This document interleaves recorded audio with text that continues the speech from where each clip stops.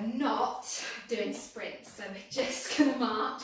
You'll be pleased to know, thank goodness, everyone's saying, because sprints are hell.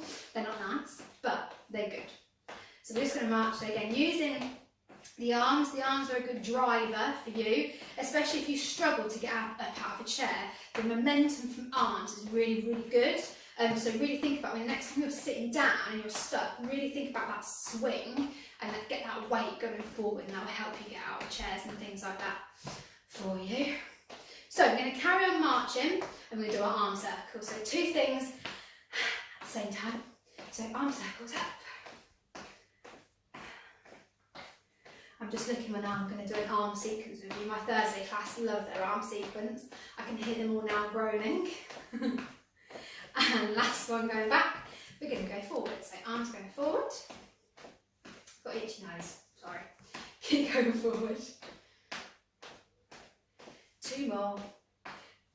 Last one, we're going to go into our torso twist. So stance nice and wide for me. Arms come up, so kind of chest height, and we're going to twist round. So the elbow that's pulling you round, really use that to get you further around, and you'll really feel that in the back, which is a really nice one to wake up kind of those muscles that we don't always get to in day-to-day life and get a bit seized. Please don't have that temptation of doing that, okay? Legs stay still. We're just twisting the upper body, all right? Nice and easy, I like this one. Now we're going to go into our leg curl, so keep twisting for me. I'm just going to show you what a leg curl is. So we're going to bring up the leg. We're going to try, the aim is we're trying to get the leg to the bum. So I'm just going to do it like this so you can see. So the aim here is getting that leg to the bum. To make it harder, add a little squat. Just a mini squat, not going down low, mini squat. Arms can come up if you need. All right, so a few more twists. 3, 2, 1, we're going to go into that leg curl, so bring it up. My arms, for whatever reason, automatically come forward and back. They don't have to, so no, hands on the hips, it's up to you. I think it's just a habit of doing these. Now, this may seem easy at the minute, kind of is. We're going to add in some arms, so this is where you need to engage your brain. All right, we're going to do opposite arm, opposite leg. Okay, so it looks like this, reaching up, opposite arm, opposite leg, all right? Reset if you need to, and then join in with us when you can. So opposite arm, opposite leg. Now, we're going to now go into same arm, same leg. So you're going to watch my brain, and you'll probably see it on my face when my brain clicks and I change. See? So it takes time. That's a pathway that unfortunately your Parkinson's is hitting. So it's really important that you try and use your opposites and your sort of same arm, same leg in your everyday life. So when you're walking around the house, just think, oh, I'm going to walk opposites, or oh, I'm going to walk same arm, same leg, because it really will help and keep those pathways alive. Now we're going to switch back, opposite arm, opposite leg. So you really have to think about it. It's not easy. It isn't easy, but really think about it. If it's too much, stop, reset. 1 more each side and bring it down. So that should really help in the hips and in those thighs. The last one we're going to do is we're going to do our heel dig. So nice and easy. Kind of bring that heart rate down a little bit because it got a bit high doing that. Just bring it down slightly. Engage that brain again. We're going to do a bit of a sequence. We're going to go single, single, double. Okay? Single, single, 2 on the same leg. So 1, 1, 2. All right? 1, 1, 2. Very good. 1, 1, 2. Last one. 1, 1, 2. Now this one. Exhale. We're going to do our, now it's a long title, our bent over row press. So again, it's not that complicated. So with or without weights, it's completely up to you. Have the legs wider than your hips, and you want, for this demonstration, I'm using my left leg further in front than my right. Now, if you're having weights, so I've got my tin of tomatoes, in the leg that's forward, you use the opposite hand. So I'm using my right hand. Now we start bending that knee, and we have the weight to the knee. We pull it up to the hip, and then we twist and push up, down to the hip, to the opposite knee. And you can have for support, pop the hand on the bent leg, so we're here. So you're going to try and do 30 seconds, or just do 10, and it's up to you, you can build it up. Now once you've done your reps on that side, we then need to swap. So we're going to have tin in the other hand. I'll show it so you can see it this side. Bend the other leg, opposite knee, to the hip, twisting up, hip, down. Okay, so like I said, use weights, or you don't have to, and it will still work. Now again, for those of you that are sitting, you can still do it, so you can't get out of it. So slightly bring the leg forward, you can still bring it to your knee, still bring it to your hip, and you can still twist it up, so you can't have an excuse. Okay, these next ones are called lateral walks. So again, we're going into that squat position here. Now, we never close the feet together. So you bring the foot out, so it's wider than your hip, and then you bring the other foot in, so you go back to hip width. So it's out, in, but never fully close. You can have your hands out if it means. My Thursday crew call this the crab. I'm sure we can all see why. Now, if you struggle with balance and if you're lucky enough to have a long worktop, hold onto the worktop, still go into that squat, and we can still do the same exercise.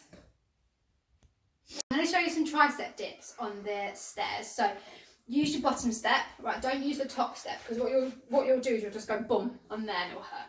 So use your bottom step. Hands are cupped over it, all right? So my knuckles are facing out.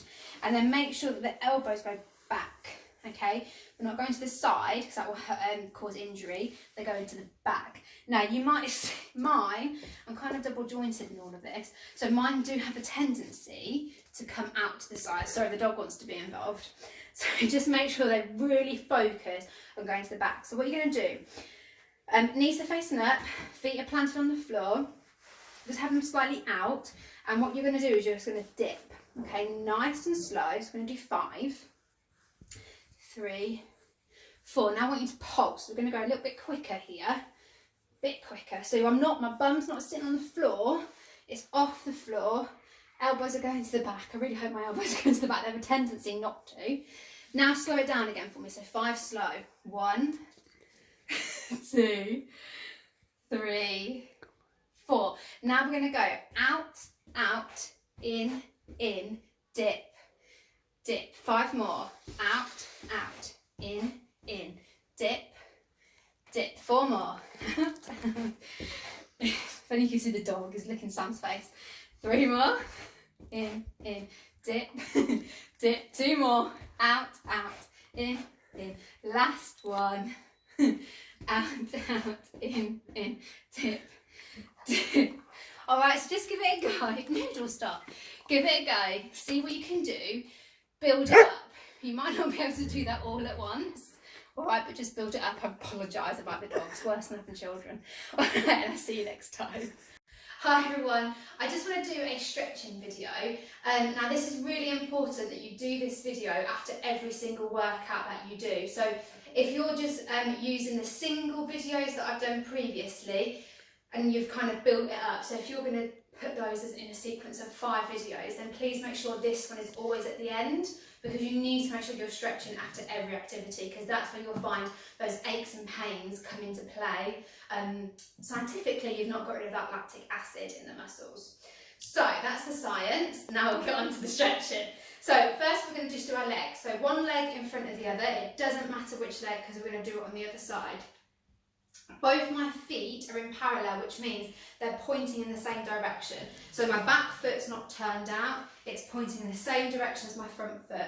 Now we're going to bend the front knee, okay, and then that should then, you should feel a stretch in the calf in the other leg. Same time, linking those fingers together, and we're going to push away. So we're going to stretch out the hand, stretch out the wrist, and we're stretching out that calf. So again, stay here for about 10 to 30 seconds, as long as you kind of need, you'll feel it. And then once you're ready, you're going to release the hands and we're going to change legs. The other leg is in front. So again, feet pointing the same direction, front knee is bent, back leg nice and straight, hands go behind this time and we squeeze those shoulders together. So if you can't see, I'm just going to turn.